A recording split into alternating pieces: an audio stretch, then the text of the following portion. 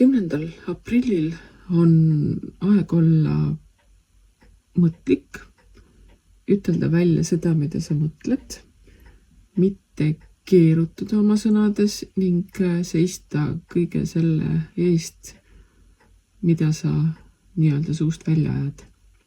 Ei tasu kedagi nii-öelda nimedega kutsuda ja kindlasti ära püüa kedagi petta. Ja see, et ära püüa petta, tähendab ka seda, et ära räägi teistele seda, mida sa arvad, et nad tahavad kuulda.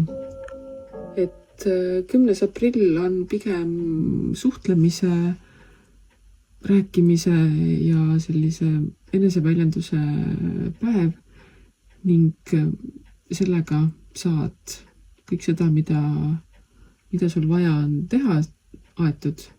Loomulikult maad sellega ei kaeba, no mine tea, võib-olla räägid kellegi ära, tuleb sul kaevab maa ära, kuid siiski on 10. aprill pigem nii-öelda mõistusega toimetamise päev.